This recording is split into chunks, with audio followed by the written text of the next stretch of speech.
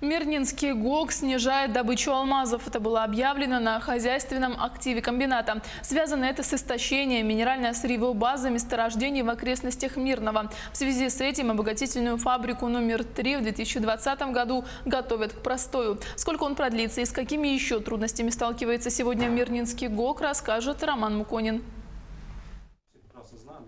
Все производственные задачи выполнены. С такой позитивной новости началась встреча геологов. За прошлый год Вилюйская ГРЭ, помимо эксплоразведочных и гидрогеологических работ на действующих месторождениях, продолжила поиск алмазоносных месторождений в 5 районах Западной Якутии. Это Малобатубинский, Долдыно-Лакинский, Мунский, Среднемархинский и Игеттинский. Руководством компании приняты важные решения – разведать глубокие горизонты Трубокудачная и Мир.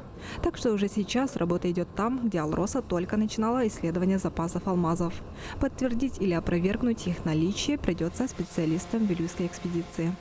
В начале апреля мы начали закупочные процедуры параллельно по этим двум закупкам, и в конце года по результатам успешных торгов, конкурентных торгов, у нас определены были контрагенты, и в конце года они уже смобилизировались на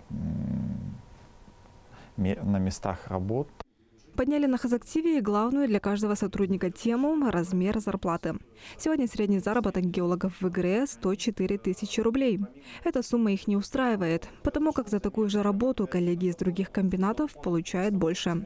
Вопрос возьмут на карандаш.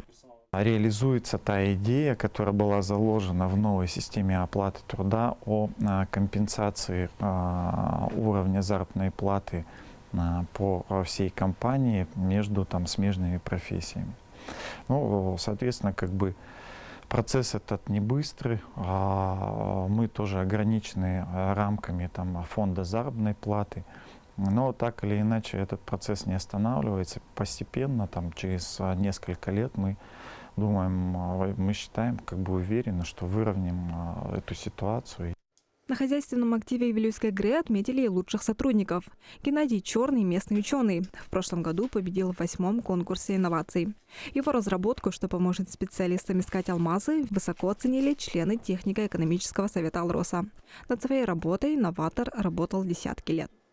Все равно не удовлетворен своей работой до конца.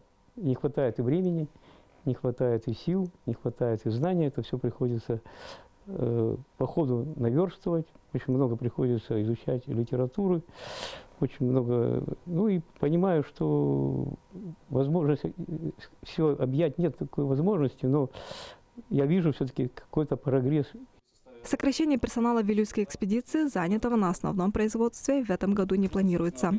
Но на предприятии продолжат оптимизацию вспомогательных служб и управленческого персонала. Анда Винокурова, Алексей Меркулин, телеканал «Алмазный край».